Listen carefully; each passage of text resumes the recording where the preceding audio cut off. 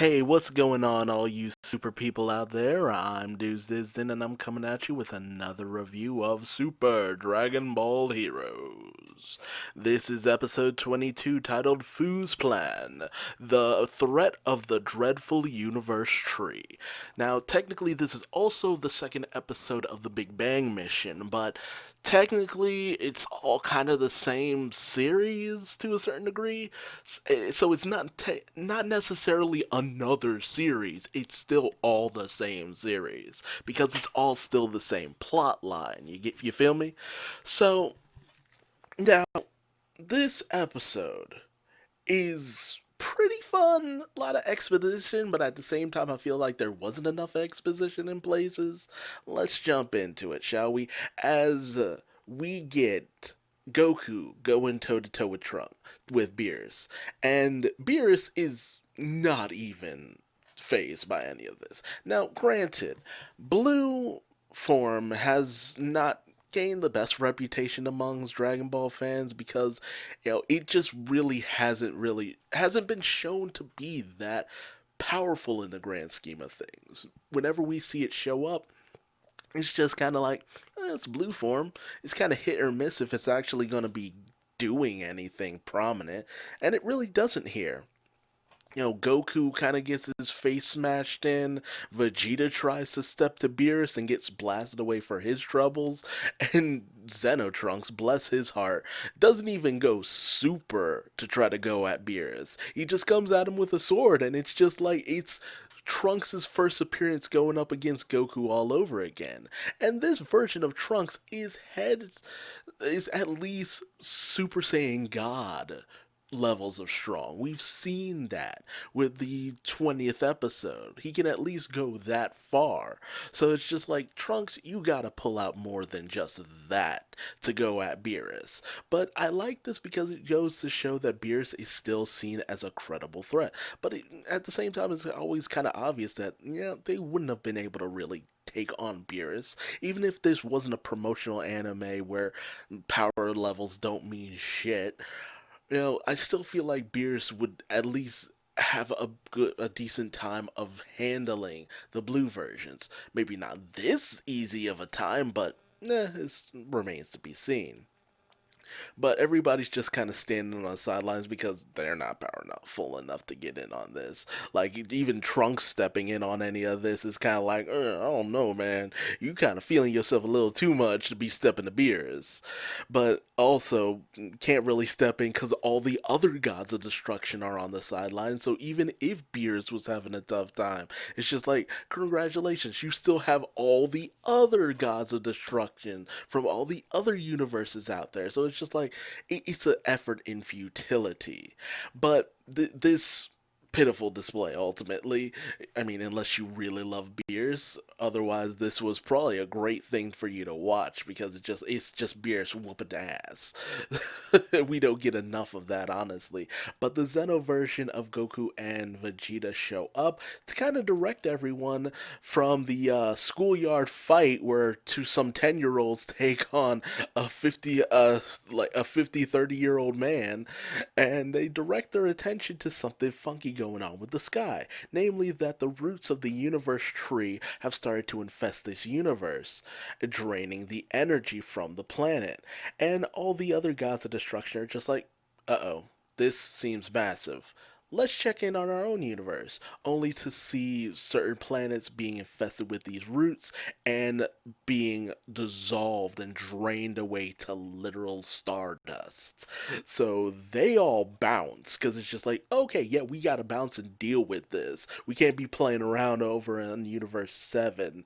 So they leave, everyone, settles down on the ground to kind of hash things out. But before they can really get into it, aside from explain that the Supreme Kai of Time sent them, in comes Fu because he can't not tell people about what he's doing. He loves to just talk about what's going on with them. Because I feel that this kid is just lonely. I feel like he's just lonely, but He's just like, hey, you remember the universe seed? Yeah, I cultivated that, made it the universe tree, and I'm using that to my own ends. So Vegeta, and that's just creating this massive tree that's draining energy from all these universes. Vegeta puts two and two together and gets fish, namely that Hearts was just a pawn in all this. How I'm not sure because I still am like I'm not seeing the correlation. Honestly, when they originally showed up, it kind of seemed like Fu didn't want Hearts and his crew around, but it's just like that whole situation still feels like you could have skipped over all of that. It really does. Moving on. Hearts was a pawn, which, yeah, and it was all in an effort to create his own universe, a brand new universe, all for Fu to fuck around in. Why? To what end? Just gonna have to wait and find out. But that is kind of interesting. Usually, the effort is to destroy universes. It's kind of weird to see someone actually trying to create one, so at least there's that. But then he just pieces out. He's just like, oh, I told you my evil plan. Bye!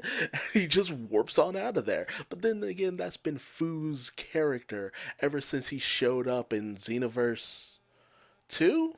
Was it Xenoverse or Xenoverse 2? Can't remember. But, he always pops in, does some weird shit, tries to meddle around with universes and space and time, and then he pops on out of there as well. Despite the fact that he's barely powerful, but we then see Krillin start to get drained of his power, and Piccolo starts to be affected by this as well. In fact, it's going on all around the city.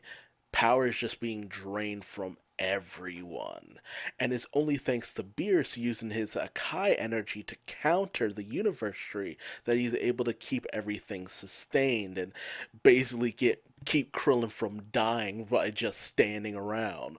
That would have been a sucky way to go out. But unfortunately, Beerus can't keep this up forever. So he's just like, okay, I'm the only one with enough power to keep this whole situation at bay. You get out of here, find that fuck in the glasses, and take care of this before I, run out of power. It'll be a while, but do that. So that's an easy way of keeping Beers from getting involved with the current situation. He's too busy defending his universe, so he can't step out and handle this himself. And he's the only one with enough power to handle this himself. So, a clever way of getting around Beers, I will admit. I will applaud the team for that. Golf clap, golf clap. So, Zeno, Vegeta, and Goku are just like, yeah, we're doing our own thing. We'll see you later. Which is always the way. Like, swear to God, these guys just do their own thing so often it's frustrating. Like, why even introduce these guys? I feel like they barely added anything to the plot. Um, Gohan, Krillin, Piccolo, and Android 17 kind of do their own thing, try to search around as well, not wanting to get in everybody else's way, but who knows if they'll actually be involved in the rest of this story arc. It's always hard to tell with them. Meanwhile, Goku, Vegeta, and Zeno Trunks head out to try to find Fu. How they're gonna track him down? They just kind of fly off. Like seriously, they just fly off in a direction, and it's just like, do y'all even know where you're going? Like, how are you gonna find where he's at? Do you have a lead? Like, it raises so many questions. But then again, that's this series in a nutshell. All action, sometimes, and no actual explanations. It's what I've come to expect. Fun enough. Decent moments. It was cool seeing Beers kick some ass. But that's about it. It really does. It still feels like Hearts and his whole crew was just a wasted moment because it's just like, what did this accomplish? What did that add to? Yeah, he went to a few universes, drained some energy, But was that just in an effort to get the universe seed to a point where it become a tree and just drain universes on its own? Like, I'm still trying to find the rationale in Hearts even being a factor in all of this. Not to mention, it's just like, what made Hearts think that he was going to be able to, accomplish his plan when Fu had his own agenda? Did he not question what Fu was up to? I mean, he got the power, but ultimately it didn't do anything for him. So it's just like, man, yeah, I'm trying to find a justification in Hearts and his whole crew, but still not finding anything. I'm still wondering what the hell's gonna happen with Cumber. What was the whole situation with Cooler? Like, y'all introduced all this stuff that you never did anything with. Promotional anime, promotional anime. Just gotta keep reminding myself of that, or else my brain will explode. But tell me your thoughts in the comment section below. What did you think about this whole revelation? The beer smackdown? Were you happy about that, or do you feel like they should have been at least more of a challenge this time around? How many planets will get destroyed, do you think? Will all of the planets have to be wished back with the Super Dragon Balls? I'm really curious to hear your thoughts. But, well, let's move on and move forward. If you liked this video, leave me a like. If you didn't, feel free to leave me a dislike. Subscribe and hit the bell icon. That way you never miss out on another Super Dragon Ball Heroes episode review of the Big Bang Mission. And I will see you next time. Bye-bye.